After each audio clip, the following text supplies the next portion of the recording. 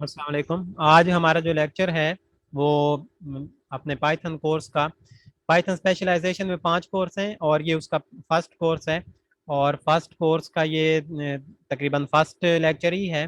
कल हमने लेक्चर 0 लिया था, उसमें आपको बताया था कि पाइथन जो है वो इंस्टॉल कैसे करनी है और वीएस कोड को किस तरह इंस्टॉल करना है, वो हमने कल सीखा था। तो आज पाइथन का फर्स्ट लेक्चर है और इसमें पहला ही क्वेश्चन है, वाई प्रोग्राम, हमें प्रोग्राम क्यों लिखना चाहिए। हम ये जो सॉफ्टवेयर बनाते हैं, हम ये जो प्रोग्रामिंग सीख रहे हैं, तो ये हमें क्यों करनी चाहिए, हमें ये क्यों सीखनी चाहिए। तो इसका सिंपल सा आंसर है कि कंप्यूटर्स जो हैं वो हमारे फायदे के लिए बनाए गए हैं, ताकि हम इससे कंप्यूटर से हेल्प ले लें। कंप्यूटर्स जो हैं वो हमें हेल्प आउट करते हैं लाइफ में। लेकिन ये तब हेल्प आउट कर सकते हैं जब हम कंप्यूटर की लैंग्वेज पता हो। कंप्यूटर की लैंग्वेज हमें आती होगी तो फिर ही हम कंप्यूटर से कह सकते हैं कि भाई कंप्यूटर ये वाला काम कर दो आप हमें। तो अगर हमें इसकी लैंग्वेज नहीं आती तो फिर हम जो मर्जी बोलते रहें, कंप्यूटर को कुछ पता नहीं चलेगा, जिसकी वजह से वो हमारा काम भी नहीं कर पाएगा। तो इसलिए हमें प्रोग्राम सीखना चाहिए, हमें कोडिंग इसलिए सीखनी चाहिए ताकि हम कंप्यूटर्स को का जो बेनिफिट है वो हासिल कर सकें। तो कंप्यूटर की जो लैंग्वेज है वो एक ही लैंग्वेज है, सिंपल। सीपीयू के अंदर जो कोडिंग की हुई होती है वो 0 और 1 की शक्ल में है, बाइनरी लैंग्वेज है। और बाइनरी मतलब कि 0 और 1 की जो फॉर्म होती है, इसको आप लोगों ने 8 क्लास में पढ़ा होगा। अगर कोई मैट्रिक के बाद स्टूडेंट किसी ने हमें ज्वाइन किया है, तो बाइनरी जो लैंग्वेज होती है वो 0 और 1 की फॉर्म में होती है, और इसको 8 क्लास में आप लोगों को बताया गया। 9th के कंप्यूटर में भी आई थिंक इसका है थोड़ा बहुत। तो कंप्यूटर जो है, कंप्यूटर को आप जो ब्रेन कहते हैं, सीपीयू, वो सिर्फ बाइनरी लैंग्वेज को समझता है। और वो सीपीयू इस तरह बनाया गया है कि वो ये देख रहा होता है कि व्हाट नेक्स्ट, कि मैं क्या करूं, अब क्या करूं। हमने बताना होता है उसे कि ये करो, फिर वो पूछता है अब क्या करूं, हमने बताना होता है कि ये करो। मिसाल के तौर पर जैसे कि ये देखें, मैं अपना ये मेरा डेस्कटॉप है और मैंने ये दिस पीसी के ऊपर क्लिक किया है। अब क्लिक होने के बाद ये फिर पूछ रहा है मुझसे, सीपीयू पूछ रहा है व्हाट नेक्स्ट। बेशक हमें वो सुनाई नहीं दे रहा, लेकिन वो पूछ रहा है कि अब मैं क्या करूं। मैंने अपने एरो को हिलाया है, जैसे ही मैंने माउस टच किया है तो अब उसको पता चल गया कि ये एरो को हिलाना चाह रहा है, जिसकी वजह से उसने एरो को हिलाना शुरू कर दिया है। फिर मैंने एरो को, ये देखें, यहाँ ई के ऊपर लेकर आया हूँ, और जब यहाँ पर लेकर आया हूँ फिर भी वो ऑलवेज पूछ रहा है कि व्हाट नेक्स्ट, मैं क्या करूं। सीपीयू पूछ रहा है मैं क्या करूं। जब मैंने इसके ऊपर डबल क्लिक किया तो सीपीयू को पता चल गया, अच्छा अच्छा इसके ऊपर डबल क्लिक करके इसको खोलना है। तो सीपीयू जो है वो ऑलवेज, यानी कि कंप्यूटर कंप्यूटर का जो ब्रेन है वो ऑलवेज ये सोच रहा होता है, ये देख रहा होता है कि व्हाट नेक्स्ट, मुझे कुछ बताया जाए और मैं उसके बदले में अपने यूजर्स को जो है वो कुछ करके दूं। तो व्हाट नेक्स्ट की स्ट्रेटेजी पर ये सीपीयू और कंप्यूटर्स बने हुए होते हैं। हमने उसे बताना होता है कि ये करो, और हम तभी ही बता पाएंगे उसे जब हमें उसकी लैंग्वेज का पता हो। और उसकी लैंग्वेज बाइनरी है, और बाइनरी में ऐसे 0 और 1 की फॉर्म में हम उसको किस तरह बना सकते हैं। बहुत कम ही प्रोग्रामर, आप समझ लें 1000 में से कोई एक प्रोग्रामर ऐसे होता है जो बाइनरी लैंग्वेज सीखता है और बाइनरी लैंग्वेज के अंदर कंप्यूटर्स को इंस्ट्रक्शन थोड़ी बहुत दे पाता है। तो इस प्रॉब्लम को हल करने के लिए हमने ये प्रोग्रामिंग लैंग्वेजेस बनाई जाती हैं, जैसे कि पाइथन है। हम पाइथन लैंग्वेज सीखते हैं, पाइथन से हम बात करते हैं। पाइथन आगे फिर कंप्यूटर को बताता है कि अच्छा ये हमारा जो यूजर है वो ये करना चाह रहा है, यानी कि सीपीयू को बताता है कि व्हाट नेक्स्ट वाली जो आगे कहानी है वो ये है कि ये वाला काम अब आप आगे करो।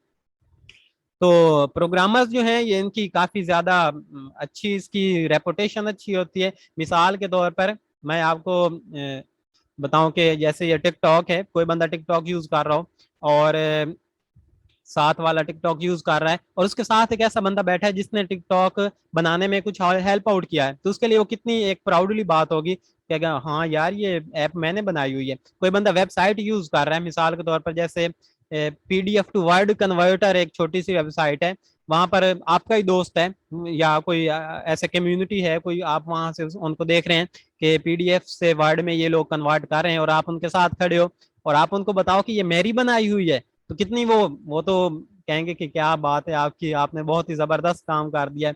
इसी तरह ये आप कोई भी ऐप ले लें, मोबाइल की कोई भी एप्लीकेशन ले लें, कोई भी वेबसाइट ले लें जो यूजर्स के काम आती है, तो जब बंदा उसको बताता है कि ये हमने बनाया हुआ है, ये हमने इसमें पार्टिसिपेशन की हुई है, तो वो बड़ी एक इम्प्रेसिव बात होती है। तो इसलिए भी प्रोग्रामर हमें बनना चाहिए, और इसलिए भी बनना चाहिए कि हम लोगों की हेल्प आउट करते हैं, हम लोगों को चीज़ें बना बना कर देते हैं कि ये आपके काम आएगी, ये आपके काम आएगी। और टेक्नोलॉजी जितनी भी है वो बेस कर रही होती है प्रोग्रामर्स पर। ये आपने सुना होगा कि आजकल टेक्नोलॉजी का दौर है, आजकल ये कर लो कंप्यूटर का दौर है। तो असल में वो जो ये टेक्नोलॉजी होती है इनको बनाने वाले प्रोग्रामर्स होते हैं। तो कहना चाहिए आजकल प्रोग्रामर्स का दौर है, तो इसलिए भी हमें ये प्रोग्रामिंग जो है वो सीखनी चाहिए। आगे है जी कोड, सॉफ्टवेयर और प्रोग्राम, ये सारी एक ही चीजें हैं। ये इंस्ट्रक्शंस होती हैं सीपीयू के लिए, यानी कि कंप्यूटर के लिए इंस्ट्रक्शंस होती हैं कि आप आगे ये करो, ये करो, ये करो, ये करो, व्हाट नेक्स्ट। क्योंकि सीपीयू इस तरह बनाया गया है कि वो पूछ रहा होता है कि क्या करूं। प्रोग्रामर ने एक 4-5 लाइनें कोड की लिख कर सीपीयू को बता दी है कि भाई ये करो, फिर ये करो, फिर ये करो, फिर ये करो। तो इस तरह हम जो है ये सॉफ्टवेयर को, प्रोग्राम भी इसको कहते हैं, कोड भी कहते हैं, इसको हम यूज कर सकते हैं अपने कंप्यूटर से बात करने के लिए। तो हम सीपीयू से ऐसे डायरेक्ट बात नहीं कर सकते हैं, 0 और 1 की फॉर्म में हम लिखना बहुत ही इंतहाई टफ है। आज से तकरीबन आप समझ लें 1970-80 में जब प्रोग्रामर थे वो इस तरह काम करते थे कि सीपीयू से डायरेक्ट 0 और 1 की फॉर्म में वो बातचीत करते थे। वो 0 और 1 की फॉर्म में सीपीयू को बताते थे कि ये वाला काम करो।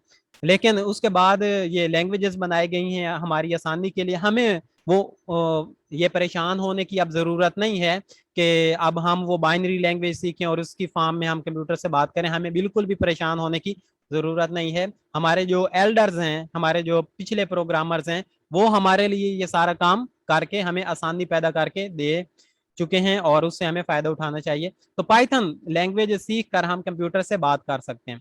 तो जितनी भी लैंग्वेजेस होती हैं, बेशक वो पाइथन है या कोई भी और लैंग्वेज है, वो सीखने के लिए जिस तरह एक चाइनीज लैंग्वेज है, चाइनीज लैंग्वेज सीखने के लिए उसके कुछ रूल्स एंड रेगुलेशंस होती हैं, उसकी कुछ रिजर्व वर्ड्स होते हैं। तो लेकिन चाइनीज लैंग्वेज सीखना उसमें आपको 2 साल भी लग सकते हैं, लेकिन पाइथन लैंग्वेज सीखना बहुत ही आसान है। आप ये 2 मंथ में भी सीख सकते हैं, क्योंकि इसकी वेकेबलरी और इसके जो रूल्स हैं वो एक सिंपल जो हम लैंग्वेज सीखते हैं, इंग्लिश लैंग्वेज हो गई, चाइनीज होगी, अरेबिक होगी, उससे इंतहाई आसान है। ये आसानी से हमें समझ आ जाती है। तो ये एक चीज़ रह गई थी, ये मैं आपको बता दूं। ये जो चिप होती है, मदर बोर्ड है, ये उसकी यहाँ पर ये तस्वीर दिखाई जा रही है आपको।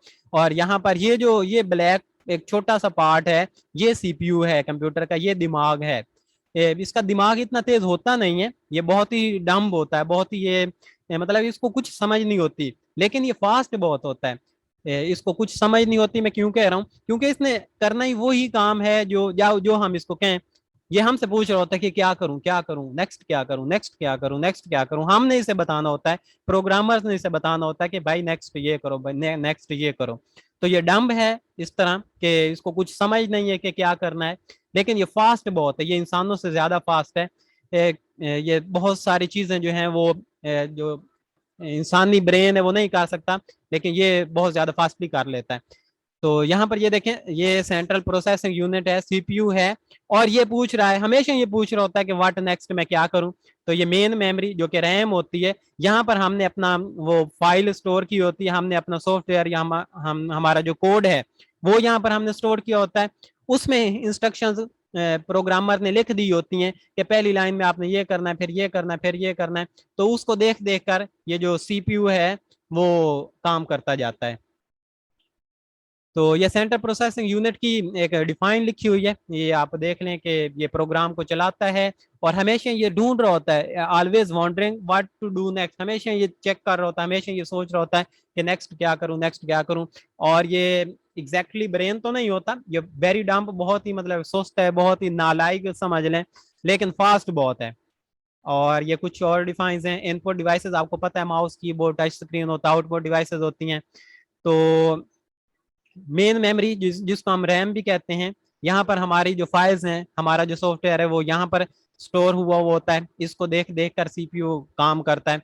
और सेकेंडरी मेमोरी जो हम हार्ड यूज करते हैं या यूएसबीज वगैरह यूज करते हैं, ये सारा इसमें आता है। आप लोगों को कंप्यूटर के स्टूडेंट्स हैं तो आपको ये अच्छे तरीके से पता है। ये देखें सेंट्रल प्रोसेसिंग यूनिट पूछ रहा है कि व्हाट नेक्स्ट, और यहाँ मेमोरी में ये हमारा जो प्रोग्रामर है उसने मेमोरी, मेन मेमोरी मतलब कि रैम में अपनी एक फाइल स्टोर करवाई है, और उसमें लेट्स सपोज लिखा हुआ है कि if x is less than 3, अगर एक्स जो है वो लेस देन 3 है तो तब सेकेंडरी मेमोरी से कोई एक चीज पड़ी हुई है उसको प्रिंट करवा दो। लेट्स सपोज वो एक पिक्चर पड़ी हुई है, हमारी हार्ड में एक पिक्चर पड़ी हुई है, तो अगर ये कंडीशन ट्रू है मतलब एक्स 3 से छोटा है, तो फिर सीपीयू को ये बता रहा है कि आप ये प्रिंट करवा दो सेकेंडरी मेमोरी की कोई भी चीज, पिक्चर भी हो सकती है, वो कोई डॉक्यूमेंट भी हो सकता है। तो इस तरह यहाँ से इंस्ट्रक्शंस ले लेकर सीपीयू काम करता जाता है जो भी हम उसको बता रहे होते हैं।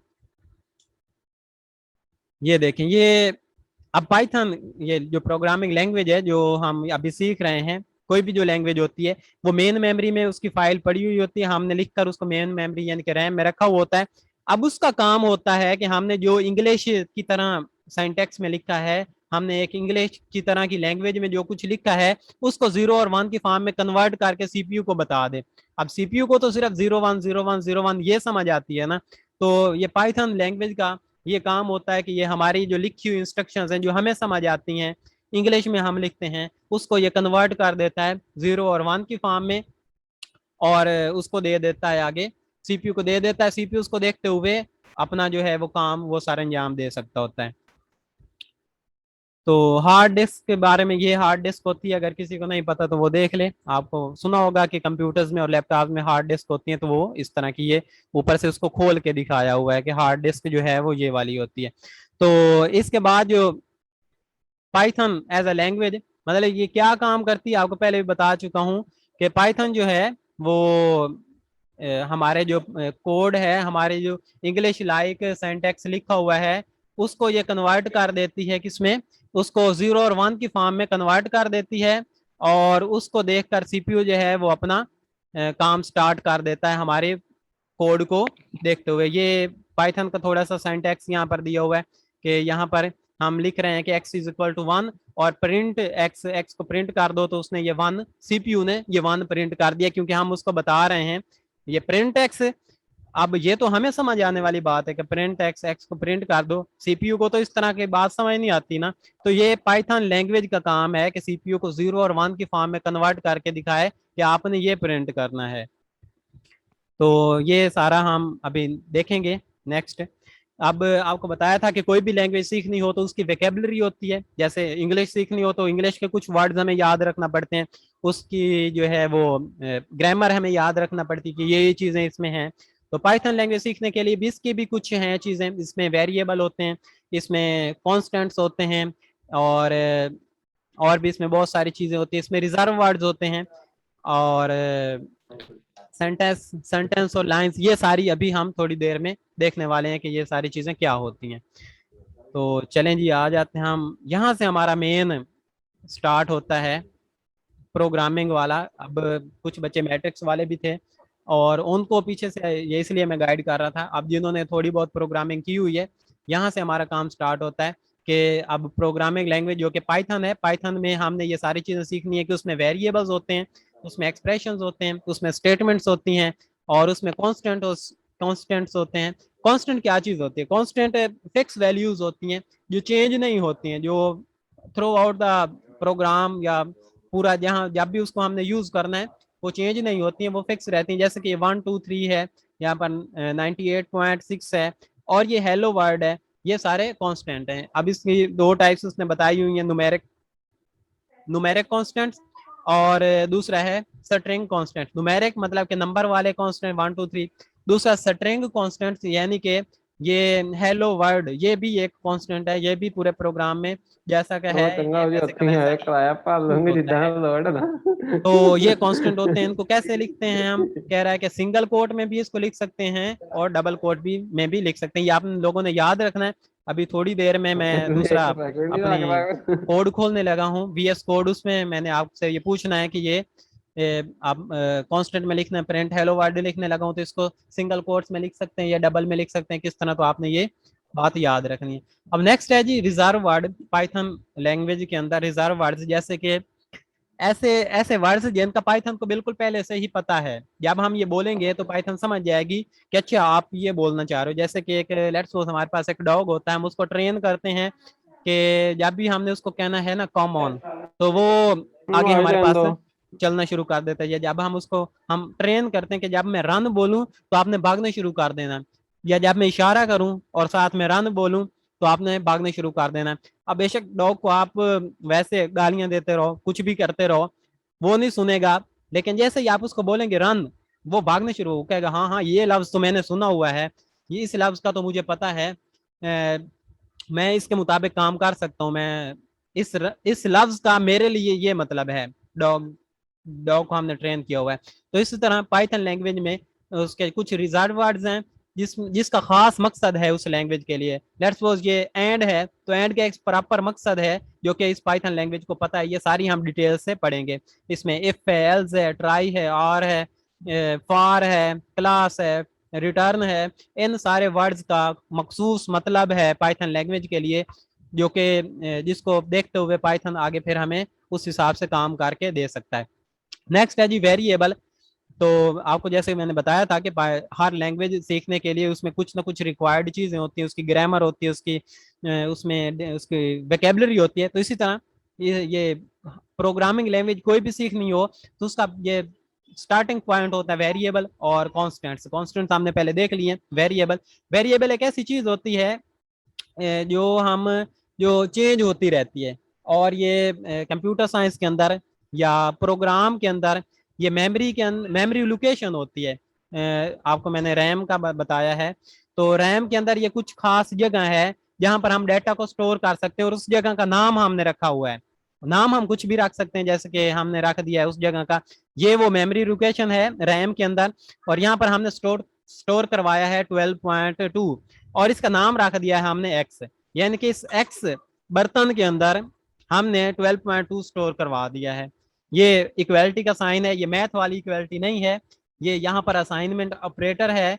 इसका काम ये होता है कि इस साइड की जो वैल्यू है ये दूसरे वाली साइड को दे देता है। मतलब कि इसमें जो भी कुछ है, ये जो जो भी कुछ लिखा हुआ है वो ये दूसरे बॉक्स में डाल देता है। समझ लें एक्स एक बर्तन है, बॉक्स है, जो कि इसमें ये वैल्यूज डाटा को स्टोर किया जा रहा है। इसी तरह वाई की वैल्यू उसने 14 रखी हुई है। तो अब यहाँ पर भी हम देखेंगे तो वाई की वैल्यू क्या होगी, वहां पर 14 होगी, जब तक हम इसको चेंज नहीं करते।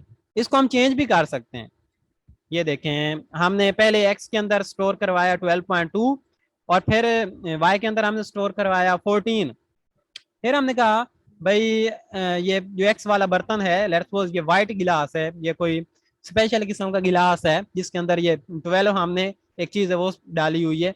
फिर हमने उसको उंडेल दी और उसके अंदर हमने डाल दिया 100। हमने कोक इसके अंदर डाल दिया, पहले वाटर था उसको हमने उंडेल दिया, अब उसके अंदर क्या डाल दिया, कोक डाल दिया।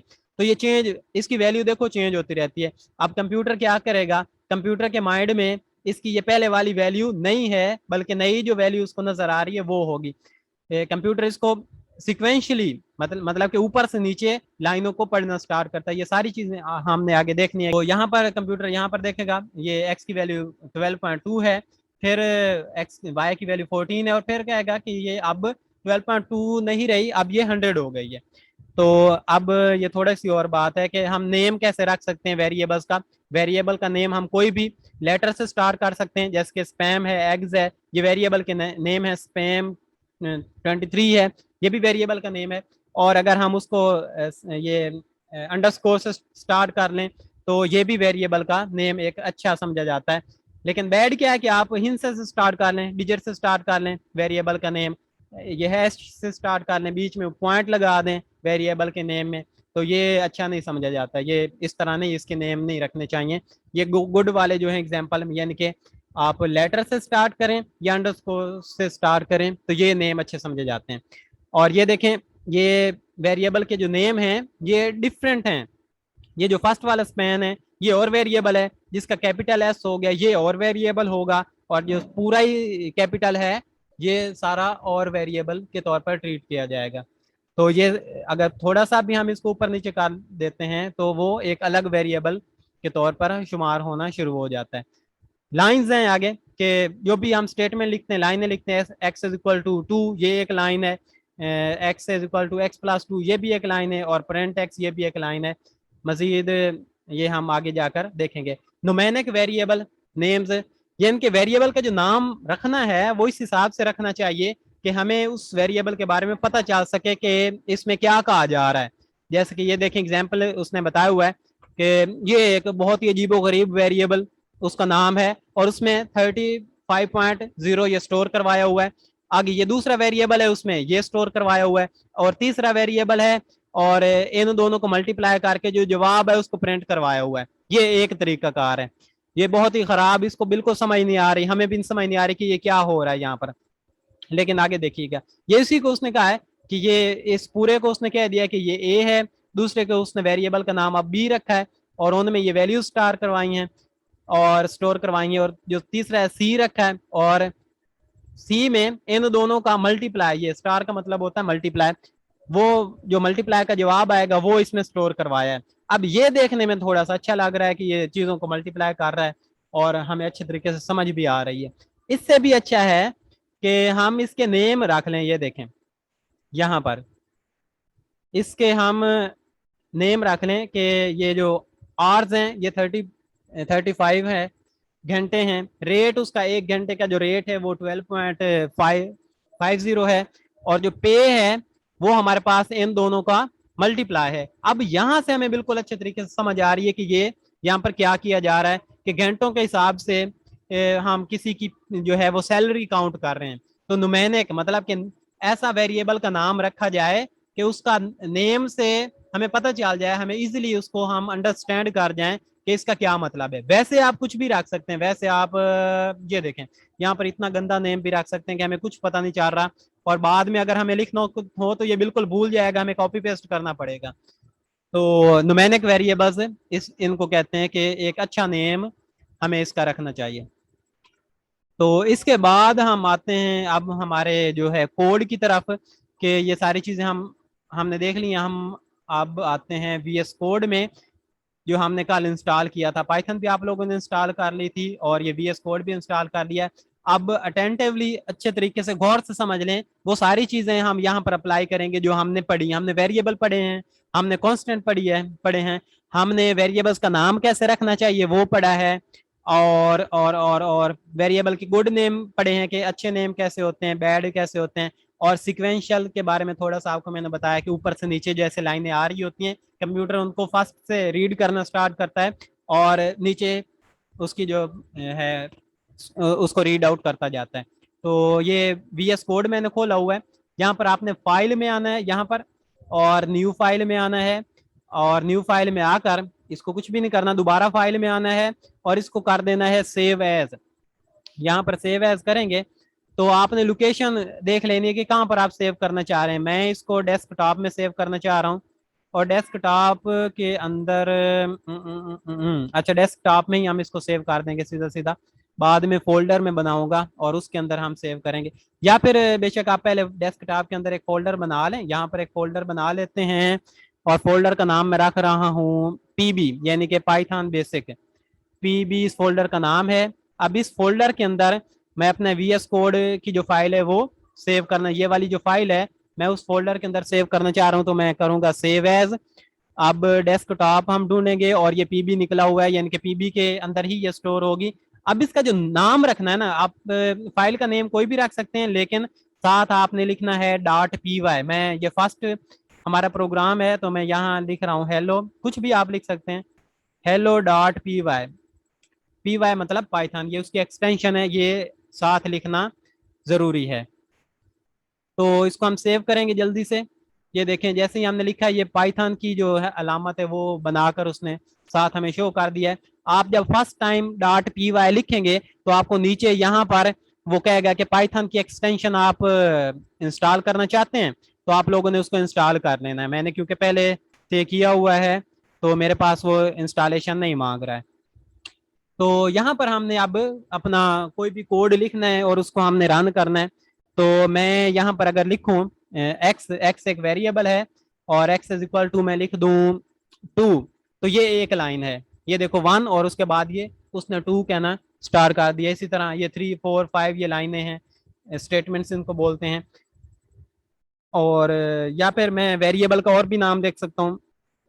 मैं वेरिएबल का नेम ये भी लिख सकता हूँ, name, name, name is equal to, और यहाँ पर मैं इस नेम के जो कि वेरिएबल है इसके अंदर मैं एक वैल्यू स्टोर करवा सकता हूँ, वसीम। ये मैंने, ये देखो वसीम, ये वसीम क्या चीज़ है, ये आप लोग बाद में बताएंगे, मैं पूछूंगा आप लोगों से जब मैं आपको म्यूट करूंगा। ये डबल कोट्स में मैंने लिखा है, तो ये मैं आपको बता देता हूँ, चलो ये कांस्टेंट है, और हमने वेरिएबल नेम वाला जो वेरिएबल है इसके अंदर हमने ये कांस्टेंट स्टोर करवाया है। थर्ड लाइन में मैं लिखूंगा प्रिंट। अब जैसे ही मैंने प्रिंट लिखा है तो उसने इसको येलो सा कर दिया है, मतलब कि ये वाला जो प्रिंट है ये पाइथन के लिए एक रिजर्व वर्ड है। पाइथन को इस प्रिंट का पता है कि जब ये प्रिंट हम लिख रहे हैं तो पाइथन को पता है कि उसने क्या करवाना है, उसने प्रिंट करवाना है। तो प्रिंट के बाद ये मैंने डबल ब्रैकेटें लगाई हैं, दो छोटी ब्रैकेटें, और इसके अंदर मैं अपना नेम शो करवाना चाह रहा हूँ। तो मैं वेरिएबल जो नेम है उसके अंदर आपको बताया था कि ये एक गिलास होता है, एक बर्तन होता है जिसमें हम वैल्यू स्टोर करवाते हैं। तो इस नेम वाले गिलास के अंदर वसीम स्टोर है, और उसको मैं क्या करूंगा, यहां पर मैं लिख देता हूं वसीम, यानी कि प्रिंट WASEEM वसीम। तो अब ये क्या करेगा प्रोग्राम, ये वसीम वेरिएबल है उसके अंदर ये ढूंढेगा कि कौन सी वैल्यू है। नहीं, वसीम नहीं लिखेंगे, सॉरी, आप लोग क्या लिखेंगे, वेरिएबल का नेम लिखेंगे। ये और वेरिएबल का नेम मैंने सिर्फ नेम ही रखा है। अब ये इस वेरिएबल के अंदर वैल्यू ढूंढेगा कि क्या है, और इसको पता चलेगा कि अच्छा वसीम है, तो प्रिंट करवा देगा इसकी वैल्यू को, वेरिएबल के अंदर जो वैल्यू स्टोर है उसको प्रिंट करवा देगा और कह देगा कि वसीम है ये आपका नेम। तो आपने क्या करना है, यहाँ पर आना है, ये जो टर्मिनल सा बना हुआ है रन का ऑप्शन है, यहाँ पर आप करेंगे तो ये नीचे देखो, यहाँ पर उसने रन करके दिखा दिया है, और ये आंसर है ये वाला, ये वसीम लिखा हुआ है hello.py, यहाँ पर इसका जो आंसर है वो ये उसने लिख दिया है वसीम। ठीक है, इसी तरह मैं अब इसको चेंज करता हूँ ऊपर, मैं कहता हूँ मुझे ये नहीं स्टोर करवाना, मैंने वेरिएबल यूज ही नहीं करना, मैंने सीधा सीधा लिखना है पहले प्रिंट, और उसके अंदर मैंने लिखना है हेलो वर्ड। ये आप कुछ भी अपना नेम भी लिख सकते हैं, जो प्रोग्रामर्स होते हैं वो हेलो वर्ड दुनिया, पूरी दुनिया को हेलो करते हैं, उन्हें पता होता है कि उनका जो ये कोड है, उनकी ये जो एप्लीकेशन है वो पूरी दुनिया ने देखनी है। इसको ये जो डाट आ रहा है इसका मतलब है सेव नहीं किया, इसको सेव करेंगे तभी ये आगे रन करेगा। इसको मैं काट देता हूँ दोबारा से यहाँ से, और मैं इसको दोबारा से यहाँ पर रन करूंगा तो इसको क्या लिखना चाहिए, ये जब मैंने प्रिंट लिखा है रिजर्व वर्ड है, पाइथन को पता है कि उसने क्या शो करवाना है, इस प्रिंट का क्या करना है, और इस प्रिंट का मतलब होता है कि ये जो भी अंदर लिखा हुआ है उसको प्रिंट करवा दिया जाए। और ये मैंने स्ट्रिंग कांस्टेंट लिखा है, यानी कि डबल जो है कोट उनके अंदर ये एक कांस्टेंट है हेलो वर्ड ये लिखा है। और इसको मैं जब यहाँ पर रन करूंगा तो आप देखें कि यहाँ पर उसने ये सेकंड वाले सेकंड दफा रन किया है, ये वाला, ये ऊपर वाला भी उस मौजूद है, और ये जो नीचे वाला है ये उसने रन करके दिखाया है हेलो वर्ड यहाँ पर ये। तो ये हमारा ये मकसद था कि प्रिंट और आगे हेलो वर्ड। अब प्रिंट जो है ये एक रिजर्व वर्ड है, आपको बार बार बता रहा हूँ, और इसके अंदर इसका काम है कि अंदर जो भी अगर कांस्टेंट है तो उसको ये एज इट शो करवा देता है, ये कांस्टेंट है, और अगर वेरिएबल है तो उसकी वैल्यू शो करवा देता है। पहले मैंने नेम यहाँ पर लिखा था जो कि एक वेरिएबल था, और नेम के अंदर मेरा नाम स्टोर था, तो उस वैल्यू को वो शो करवाता है वसीम को, जो कि उस नेम के अंदर वसीम स्टोर था, तो इसने क्या किया उस वेरिएबल के अंदर जो वैल्यू है वो हमें शो करवाई है। और अगर यहाँ पर हम कांस्टेंट लिखें तो उसको हमने डबल और डबल कोट्स में या सिंगल कोट्स में लिखना होता है, तो उस कांस्टेंट की वैल्यू एज इट ये शो करवा देता है, जो कि उसने ये हेलो वर्ड शो करवा दी है। तो ये आपका आज हमारा लेक्चर था, और ये आपकी असाइनमेंट ये है कि आपने ये VS कोड के अंदर हेलो वर्ड का ये जैसे मैंने लिखा है ये अपना नाम शो करवाया है, आपने भी सेम इस तरीके से इसको प्रिंट करवा कर और उसका स्क्रीनशॉट लेकर हमें सेंड करना है, ये आपकी असाइनमेंट है। तो अब मैं आपको अनम्यूट कर देता हूँ, आपका कोई क्वेश्चन है तो आप मुझसे वो पूछ सकते हैं। आपके पास 4 मिनट रह गए हैं, अगर कुछ पूछना है तो ये मैंने आपको अनम्यूट कर दिया है, आप जल्दी से पूछ लें।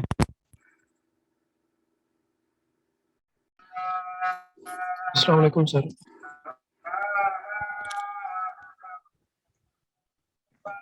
हेलो बच्चे, आप बोलो क्या सर पूछ। असाइनमेंट का एक बार बता दीजिएगा। हाँ जी, असाइनमेंट आपने सर जब, असाइनमेंट का एक बार बता दीजिए। जी जी असाइनमेंट बता रहा हूँ कि आपने सिर्फ ये जो हेलो वर्ड प्रिंट करवाया है, ये प्रिंट करवाना है अपने वी एस कोड को इंस्टॉल करके, और पाइथन को इंस्टॉल करके, और वी एस कोड के अंदर फाइल को सेव करके फोल्डर बनाकर, मतलब कि मुझे ये वाली चीज़ चाहिए, ऐसे लिखी हुई, ऐसे लिखी हुई, ये हेलो वर्ड नीचे लिखा हुआ मुझे चाहिए यहाँ पर, और ऊपर आपका कोड ये नज़र आ रहा हो। इसको हम पकड़ के ऊपर भी कर सकते हैं, ये देखें, ये इसको हमने पकड़ के ऊपर कर लिया है। और यहाँ पर ये हेलो वर्ड इसने 2 दफ़ा मैंने रन किया है, 2 दफ़ा मैंने रन किया, तो इसने 2 दफ़ा हेलो वर्ड प्रिंट करवा दिया है। तो इसको हम यहाँ से काट भी सकते हैं, और इसको हम न्यू टर्मिनल लेना हो तो यहाँ टर्मिनल से हम न्यू टर्मिनल भी कर सकते हैं। हर चीज़ आपकी नए सिरे से आएगी। अब इसको हम रन करेंगे यहाँ पर, ये हिस्ट्री भी बता रहा है, मेरी सेटिंग इस तरह की है कि ये हिस्ट्री भी साथ बताए। कोई बात नहीं, आप बेशक इस तरह भी आप मुझे स्क्रीनशॉट इतने का भेज सकते हैं। हाँ जी, और किसी का कोई क्वेश्चन है, मैं चैट बॉक्स अब खोल कर, हाँ जी, इसमें सेमी कॉलन बिल्कुल भी नहीं होते अस्सलामुअलैकुम हैं। सर। वालेकुम सलाम, 1 मिनट में ये आंसर दे लूँ। समी अदनान पूछ रहा है कि सेमी कॉलन यूज़ नहीं होते। यही तो इसकी, इसके पाइथन के यही तो फ़ायदे हैं कि इसमें कुछ भी हमें नहीं करना पड़ता है, और बहुत ही आसानी के साथ हमें ये सारी चीज़ें समझ आ जाती हैं। साइंटेक्स का हमें इतना प्रॉब्लम नहीं होता है। तो अब कौन बोला है? वालेकुम सलाम, आप पूछें। अ, सर प्रोग्राम को रन करने से पहले सेव करना जरूरी है कि हम हाँ प्रोग्राम जी, लिखने बिल्कुल के बाद भी सेव, सेव कर सकते हैं? नहीं नहीं, बिल्कुल सेव करना ज़रूरी है। सेव करेंगे तभी वो रैम के ऊपर आएगा, और तभी हमारा सीपीयू उसको देख पाएगा। सेव नहीं करेंगे तो रैम में नहीं आना। Okay sir. सर और जो आपने ये पहले जो फाइल सेव करके आपने लिखा है हेलो डॉट पी वाई, हाँ तो हम जी, पी वाई पाइथन भी लिख सकते हैं यहाँ पे, या सिर्फ नहीं, पी वाई उसकी सिर्फ एब्रीविएशन ही सिर्फ लिखनी है? पी वाई इसकी एब्रीवेशन है, सिर्फ आपने वो लिखनी है। आप इसको चेक कर लीजिएगा, पाइथन लिख कर देख लें, ओके सेट सर। आपका होता हो तो ठीक है, नहीं तो आपने पी वाई ही लिखना है। मैंने इसको चेक करके वैसे नहीं देखा। आमतौर पर हमें हमारे ओके सर। इंस्ट्रक्टर में भी हमने पी वाई दिखाया था, तो हमने भी वही लिख दिया। आप इसका एक्सपेरिमेंट कर सकते हैं, फिर मुझे भी बताइएगा सर कि पूरा पाइथन लिखने से भी ये सेट आता है या नहीं। Okay sir. सर ऐसे एचटीएमएल में भी करते हैं ना हम, एचटीएमएल में भी हाँ तो जी, हाँ जी, उसमें हम लोग डॉट एचटीएमएल पूरा लिखते हैं, हाँ तो पूरा, इसलिए मेरे माइंड में हाँ क्वेश्चन हाँ, आया था। उसमें भी डॉट एच टी एम भी लिखते हैं और dot H T M L पूरा भी लिखते हैं, लेकिन इसमें हम ये सिर्फ पी वाई लिखते हैं। और जावा स्क्रिप्ट में सिर्फ जी। हम ये ऐसे लिखते हैं। हाँ जी, और ओके सर, किसी बच्चे थैंक का यू कोई सर। क्वेश्चन हो, वेलकम। 1 मिनट रह गया है, किसी का क्वेश्चन हो तो वो जल्दी से पूछ सकता है। चैट बॉक्स में, ग्रुप में शेयर कर दूंगा, बिल्कुल कामरान खान, आपको ग्रुप में शेयर कर दिया जाएगा लेक्चर। किसी बच्चे को ये बिल्कुल मैंने बेसिक से ज़ीरो से स्टार्ट करवाया था कि आपको सारी बातें अच्छे तरीके से मैंने बार बार रिपीट करवाई हैं ताकि समझ लग जाए। सिर्फ ये काम है, ये आपको समझ आनी चाहिए कि ये क्या हो रहा है, ये प्रिंट क्या है, ये हेलो वर्ड क्या है, ये कांस्टेंट है, आपको बार बार बता रहा हूँ, ये स्ट्रिंग कांस्टेंट है। हाँ, हमने लेक्चर के स्टार्ट में भी इसको देखा था। हाँ जी, और किसी बच्चे का कोई क्वेश्चन हो?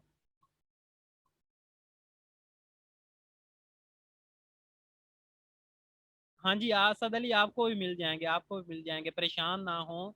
रोल नंबर सबको मिल जाएंगे, अभी मैंने लिस्ट नहीं बनाई है, तो ये कोर्स के दरमियान में ही आपको रोल नंबर मिल जाएंगे। वो रोल नंबर आपको या वेबसाइट, कल जैसे पहले? हाँ जी, वेबसाइट में काम आएंगे रोल नंबर।